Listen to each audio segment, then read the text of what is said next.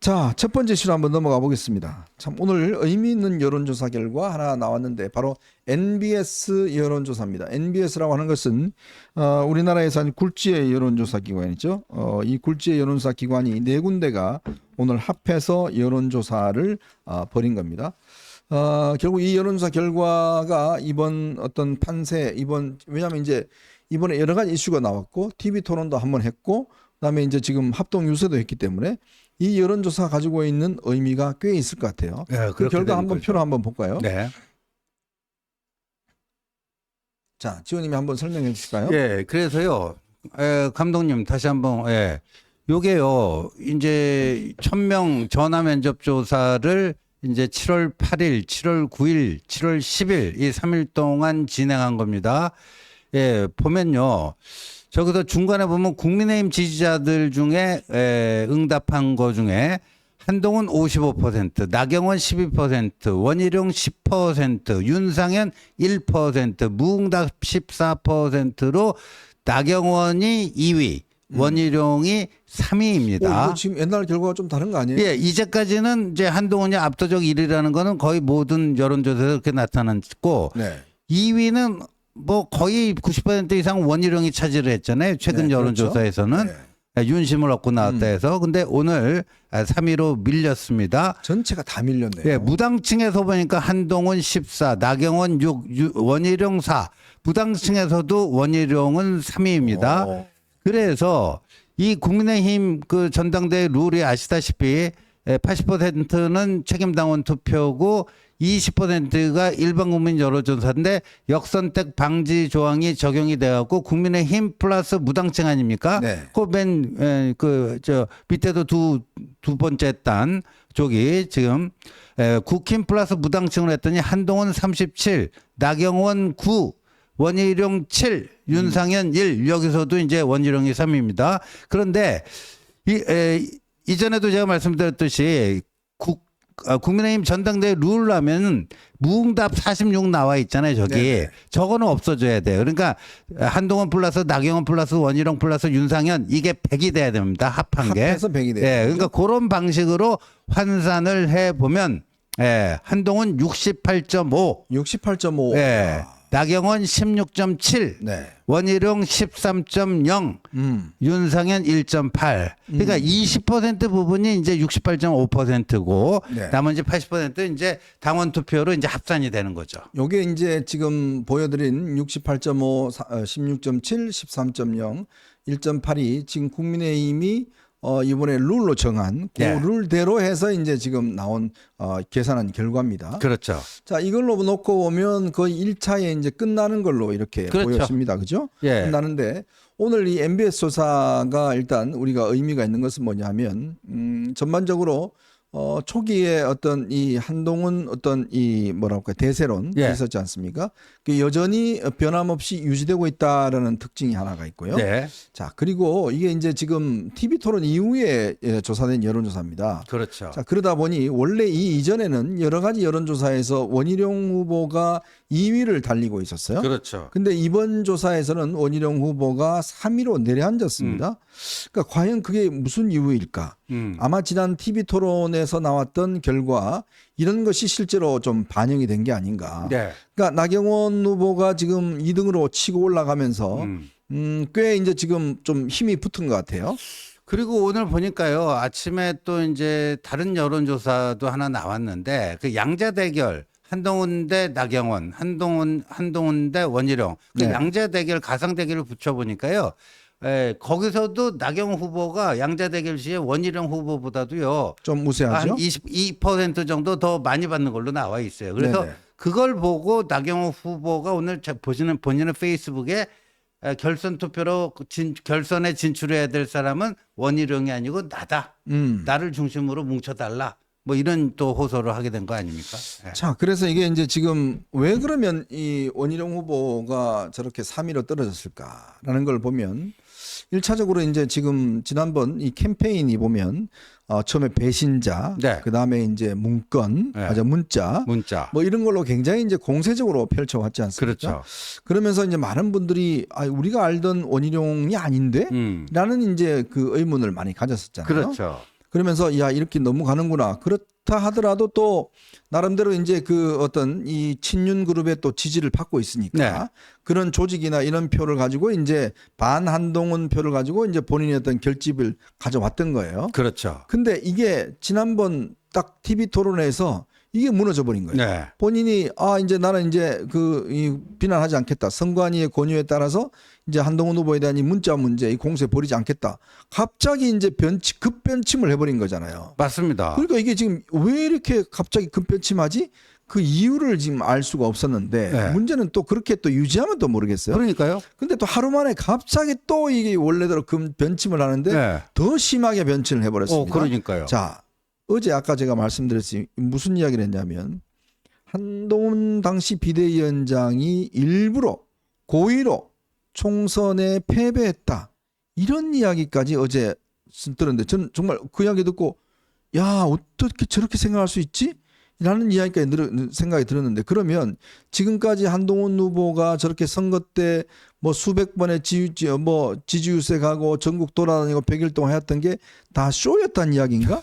그 논리 아니잖아요. 그러니까 자기가 뭔가 정책으로 성장하기 위해서 이번 선거를 망쳐야 되니까 일부러 망치러 다녔다? 이 이야기 이 이상 아니잖아요. 그러니까요. 아니 근데 인간이요 누구를 의심할 때는요 사람에게 늘 그렇습니다. 나도 사실 이런 마음은 이런 생각, 이런 꿍꿍이 소음을 가져본 적이 있기 때문에 다른 사람도 그럴 것이다. 뭐 이러면서 너 그런 거 아니야? 약간의 그 관심법을 적용해갖고 그렇게 하는데 그런 식으로 고의 패배론을 적용해 보면요, 원희룡도 이재명에게 일부러 졌구나. 이런 것도 가능한 거죠. 네. 일부러 져가지고 야 그냥 뭐 살이 본인 말로는 체중이 10kg이나 빠지고 사투를 했는데 그 이재명에 졌다. 그럼 사람들이 짠하다 뭐하다 그래 네가 그 개항에서는 이재명에게 졌지만 전당대회에 나와서 그래도 네가 당대표는 해갖고 뭐 좀 해야 되겠지. 그런 거를 노리고 지난번 개항에서 이재명에 고의 패배한 거다. 아니 원희룡 자기 후보님. 부정이잖아요. 네. 자기 부정하는 거 아니에요. 그러니까요. 내가 진 게 네. 한동훈의 전략에 따라서 일부러 졌다는 걸 그러니까 스스로의 어떤 노력과 헌신을 부정해버리는 결과입니다. 글쎄요. 이 선거를 일부러 졌다라는 게. 근데 이게 여러분 상식적으로 생각이 되십니까 이게? 그러면 거기에 동원된 많은 분들 그 한동훈 위원장 할 때 많은 분들이 다 짜고 그냥 와서 아이고 선거 지자 이렇게 이야기를 한 건가요 여러분? 그렇게 생각이 드시나요? 저는 그래서 이거는 굉장히 중요한 심각한 발언이다. 네. 이거는 예를 들어서 이 정체성을 일단 부인하는 거다. 세상에 아무리 그렇지만 자기가 속한 정당의 정체성, 즉 이 정당의 목적은 뭡니까? 선거에 이겨서 어떤 권력을 쟁취하는 게 목적이지 않습니까? 네. 근데 그런 목적 자체를 아예 부정을 하고 선거에 일부러 져서 한 사람의 개인적인 정치적 어떤 이 성장을 위해서 일부러 당을 망치겠다. 이런 지금 결과가 되지 않습니까? 근데 그거는 한마디로 당원들의 우리 80만 책임 당원들에 대한 모독이다. 또 이 지지자들에 대한 모독이다. 우리 그래도 45%의 표를 몰아주지 않았습니까? 지역구 투표에서. 근데 보자고요. 그 많은 당원들과 한동훈이 그게 사실이었다면 그 한동훈의 그 거짓 쇼에 그 넘어간 거 아닙니까? 네. 그거 하나 간파하고 그거 하나 막아내지 못하고 그걸 그대로 방치했다라는 얘기 아닙니까? 이게 말이 돼요. 아마 오늘 오후 5시부터 MBN에서 오늘 또 2차 TV 토론이 있습니다. 아마 이제 이런 내용들을 꽤 이야기를 해야 될 것 같은데요. 특히 오늘 조정훈이 말이죠. 네. 또 백서 이야기를 또 꺼냈어요. 예. 그리고 백서에 이 문자 이야기를 넣어야 된다는 얘기를 하는데 제가 이야기를 들어봤더니 지금 백서 특위에서 다른 사람들은 다 반대하는데 혼자만 이러고 있다는 거예요. 네, 맞아요. 혼자만 이러고 있다는데 이게 무슨 원맨쇼 하는 거예요. 다 의도를 다 보이게 하는 거예요. 참 저는 이 희한한 게 이 조정훈이라는 사람이 옛날부터 저는 솔직히 좀 알아봤지만 이 양반은 옛날부터 정말 기회주의자였거든요. 그래서 오죽했으면 조선일보가요. 조정훈이 국민의힘 입당했을 때 일면 톱으로 글쎄요. 아주 지적을 했어요. 비판을 했습니다. 감독님 그 기사에서만 한번 찾아주세요. 조선일보가 일면 톱으로 조정훈이 입당할 때 그때 꽤 인가 조선일보 내에서도 왜냐하면 언론계에 있으면요. 그렇죠. 저도 그렇지만 어떤 사람에 대해서 좀 실체를 저희들은 잘 압니다. 그래서 이거에 대한 이제 판단도 내려 왜냐 그때 무슨 일을 했는지 뭐 그런 걸 다 알거든요. 이제 그렇기 때문에 그거를 그렇게 지적을 하더라고요. 그래서 그만큼 조선일보 내에서도 조정훈이라는 사람이 어떤 사람인지 알구나. 그리고 제가 이야기했지만 이 조정훈이 자꾸 우리 뭐 어벤져스 한번 출연하겠다고 제가 일체 응답을 하지 않았어요. 그 이유도 마찬가지입니다. 자, 그러니 이런 사람이 지금 그 계속 백서를 내서 뭐 어떻게 하는가 좀 타격을 주자고 이야기를 하는데 정말 기가 막힙니다. 자, 저 보시면 기사가 민주위성정당 올라탔던 조정훈 1순위 영입한 무원칙 국힘 저렇게 해서 이제 저렇게 기사를 떨고 저기 이제 박영선하고 서울시장 네. 후보 단일화 토론했을 때 모습 아니야? 저 그러니까 사진이. 뭐 시대전환이라고 하는 꼼수 정당서 배지 달고 당정만 4번이나 바꿨다. 이런 사람을 지금 이제 들어와서 소위 친윤의 핵심으로 또 본인이 지금 역할을 하고 있는 거 아니겠습니까? 2조라고 그러면 또 이철규, 조정훈 뭐 이렇게 이야기를 하더라고요. 어제 그러니까. 그 TV 토론에서 이야기를 했죠. 예. 이철규 무인도에 누구 데리고 가겠느냐 그러니까 이철규 데리고 간다. 근데 왜 조정훈 아니냐? 이철규 가면 조정훈이 따라온다. 뭐 이렇게 이야기를 하던데. 예. 자, 이런 사람이 또 이렇게 또 지금 화력을 또 떼우고 있는 것 같습니다. 그런데 그거 백서 내용이 한 줄로 정리하면요. 그걸 쭉 다 본 그 백서 특위 위원이 저에게 이렇게 얘기해 주더라고요. 이거 한 줄로 정리됩니다. 뭐냐면 한동훈이 총선 말아먹었다. 딱 한 줄이랍니다. 한 줄. 그러니까 뭐 그거를 여러 가지 측면에서 또 이때 요래서 말아먹었고 네. 또 저때 저래서 말아먹었고 뭐 이럴 때는 이래서 말아먹었고 조금만 그 일시만 바뀔 뿐이지 다 관통하는 것은 한동훈이 총선 말아먹었다 이거예요. 근데 이제 원희룡은 거기다 플러스 그의 고의로 말아먹은 거다. 제가 거듭 지적했지만 백서라는 거는요. 누구 관점에서 국민의 관점에서 바라봐야 됩니다. 국민의 관점에서 왜 국민의힘이 총선에 패배했는가를 알아보기 위해서는 국민의 목소리를 들어야 돼요. 자기들 목소리를 듣는 게 아니고 전략이 어쩌고 나발이고 다 필요 없습니다. 왜 국민들이 바라보실 때 당신들 왜 안 찍었어? 그것에 대한 이유를 갖다 하면 그게 결론이 나오는 거예요. 선거 누가 합니까? 결국 국민들이 표를 주는 거 아니겠습니까? 그렇죠. 그렇다면 제일 먼저 뭐 해야 돼요? 국민들한테 물어봐야죠. 국민 여러분 왜 국민의힘 안 찍었습니까? 왜 4천여 표나 지금 되는 수원에서 되는 이 무효표가 나옴에도 불구하고 왜 김준혁을 또 찍지 않으면서 왜 이수정도 찍지 않았나요? 그걸 물어봐야 되는 거예요. 표본을 몇 개 해서 그거는 죽어도 하지도 않고 계속 무슨 뭐 플레이어들 왜 무슨 전략이 어쩌고 나발이고 이게 무슨 백서입니까 이게. 선거라는 게 아무리 좋은 전략 짜보십시오. 국민이 안 찍어주면 그러면 뭐 다 빨창 도루묵 아니겠어요? 근데 왜 국민의 목소리는 들어보지도 않고 자기들끼리 그냥 다 정해서 잘못했다고 뭐 백서 만들고 그래요? 그게 출발부터 잘못된 거예요. 네, 그래서 지금 어제 뭐 한 기사에서는요, 그 국민의힘 비대위원회가 지도부가 그 백서 총선 이후로 미뤄라 분명히 이제 얘기를 했다는데 조정훈은 그런 적 없다. 비대위는 낼지 말지 언제 낼지는 나에게 모든 정권을 일임을 했다. 뭐 그렇게 주장을 한다라고 해요. 네. 근데 오늘 2시 반부터 지금 아마 그 백서 회의가 열릴 텐데 네. 거기서 이제 총선 이후에 이걸 해야 된다 하는 것과 아니다. 그 전에 해야 된다. 지금 4명의 후보 중에 한동훈 후보를 제외한 3명은 총선 전에 까자예요, 백서를. 그렇죠. 예. 근데 만약 까게 되잖아요. 그러면 그게 한마디로 이제 한동훈이 총선 말아먹었다. 플러스 이제 원희룡의 고의로 말아먹은 거다. 뭐 이거 갖고 이제 또 진흙탕 싸움을 할 텐데 그러면 이 전당대회는 완전히 이제 진흙탕 개판 5분 전도 아니고 그냥 개판 그 자체가 됩니다. 예. 그런데 그게 과연 한동훈 죽이기에 효과가 있을까요? 저는요. 우리 당원들보다 그 지금 이런 허무맹랑한 이 얘기와 주장을 하는 사람들 수준이 훨씬 우리 당원들 저 발가락 거기도 못 쫓아간다고 봐요. 네. 어떻게 되느냐? 엄청난 역풍이 불 겁니다. 오히려 한동훈 대세론을 더 키워줄 겁니다. 참 저는 그런 게 들더라고요. 이 옛날에 문재인 정부 때 윤석열 죽이기. 네. 이걸 했지 않습니까? 그렇죠. 윤석열 대통령에 대해서 그때 뭐 탄압하고 징계하고 뭐 온갖 정말 윤석열 죽이기를 했잖아요. 네. 근데 어찌 됐습니까? 결과적으로 윤석열 죽이기가 아니라 완전 윤석열 살리기를 한 거예요. 그렇죠. 결과적으로 예. 놓고 보면 정말 그 많은 뭐 징계 뭐 어쩌고 추미애 뭐 등등 하면서 결국은 다 윤석열 대통령을 대선 후보로 국민들에게 각인시켜주는 그러한 어떤 역할을 한 거 아니겠습니까? 그렇죠. 근데 그때 정말 윤석열 대통령을 만들었던 소위 친윤이라고 하는 분들이 이제 와서는 또 한동훈 죽이기를 하고 있습니다. 이제 아주 역으로 예. 한동훈 죽이기를 하고 있어요. 저는 참 그 모습을 보면서 참 기가 막히게 세상이라는 게 돌고 도는 거구나. 자신들이 예를 들어서 그렇게 당했다 그러면 그런 일을 하지 말아야 될 텐데 문제는 똑같이 한 대로 지금 한동훈 죽이기를 하고 있어요. 근데 제가 말씀드렸잖아요. 한동훈 죽이기 하면 어떻게 된다고요? 한동훈 살리기가 됩니다. 그럼요. 지금 하는 거 한번 띄워주기가 보십시오. 되고. 예. 결론적으로 보면 국민들이 보시기에 야 저렇게 지금 탄압하는 거구나, 저렇게 죽이게 하는 거구나, 그렇게 돼요. 세상에요. 죽이기 하면 살아납니다. 정치권에서는.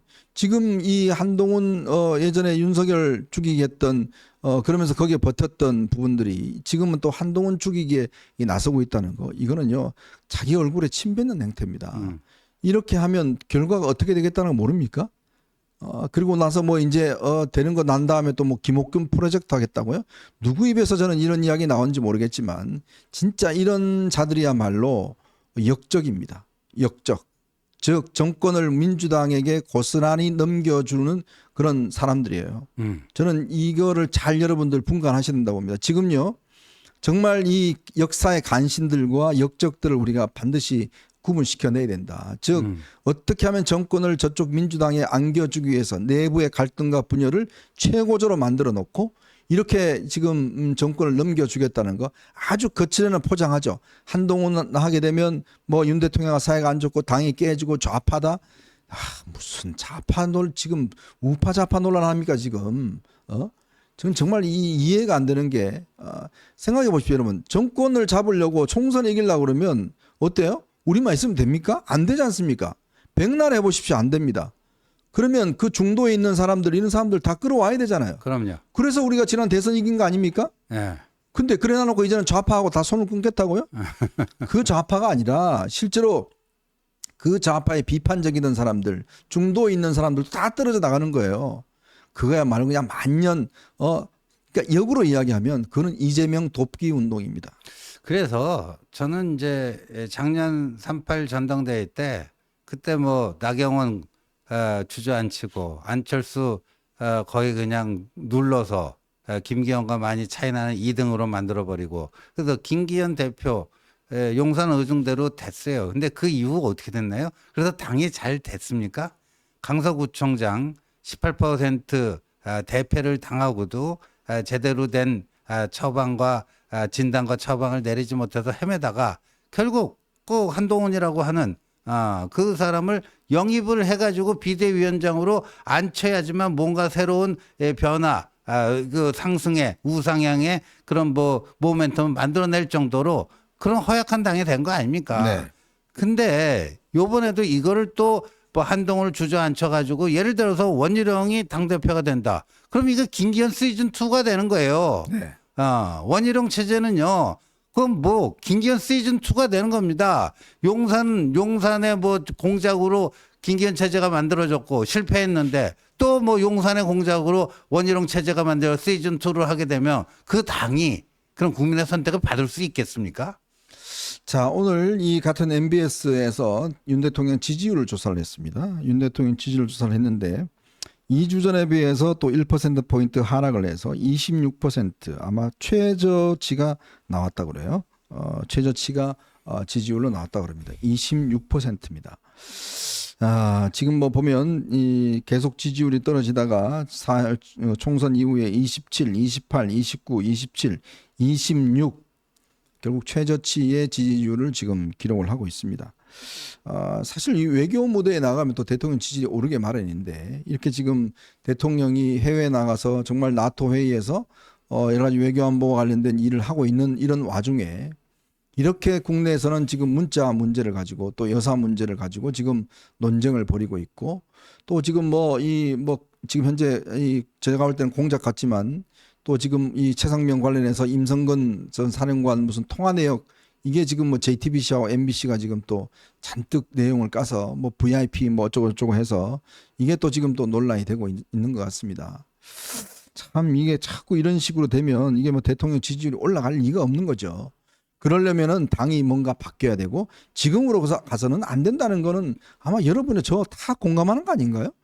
어떻게 지금 그냥 계속 이대로 쭉 가자는 게 그게 과연 여러분 상식에 맞다고 생각하십니까? 그러니까 그렇게 해갖고 잘 될 수만 있다면 저는 뭐 그것도 한 방법이라고 보는데 김기현 시즌 2를 만들어갖고 잘 될 거라고 생각하는 사람이 있으면 그게 정상적인 판단이라고 볼 수가 없는 거죠. 오늘 아침에 또 원희룡 후보가 뭐 자꾸만 또 한동훈 물어뜯는 그 페이스북 글을 올렸는데요. 참 재밌는 게 대통령실의 선임 행정관 강기훈이라고요. 네. 굉장히 그 내부에서 영향력 있는 뭐 직급은 나이가 뭐 많지가 않았고 선임 행정관이지만 굉장히 영향력 있는 사람으로 알려져 있죠. 네. 그때 왜 체리따봉 그 대통령과 권성동 당시 원내대표 네네. 텔레그램 거기에 등장하는 인물이기도 하죠. 맞습니다. 그 원희룡 글에 좋아요를 눌렀더라고요. 좋아요를 눌렀다가 나중에 이게 좋아요 누르면 누가 좋아요 눌렀는지 다 나오잖아요. 나오죠. 그러니까 이게 조금 문제될 것 같으니까 다시 이제 취소를 하고 그런다는데 아니 그렇게 영향력 있는 선임 행정관식이나 돼가지고요. 그러니까 며칠 전에 용산의 정진석 비서실장이 일체 개입하지 않겠다 했어요. 일체 개입하지 않겠다는데 지금 뭐 하는 거예요 지금? 네. 예? 그런 대통령에게 누가 될 만한 그런 짓이나 하고 있고요. 예. 대통령실에서 어떤 처분을 하는지 한번 지켜보겠습니다. 지금 왜냐하면 자꾸 대통령실에 어떤 이 직원들이 이번 경선에 조금씩 개입하고 또 뭐 이야기를 하는 이런 이야기를 많이 하고 있습니다. 이거에 대해서 대통령실이 저는 정진석 실장이 좀 더 분명하게 이런 부분들을 좀 단속을 해야 될 것이다. 이게 나중에 이제 여러 가지 갈등의 또 어떤 소재가 되니까 이런 부분들을 좀 굉장히 조심해야 될 것이다. 이런 생각이 듭니다.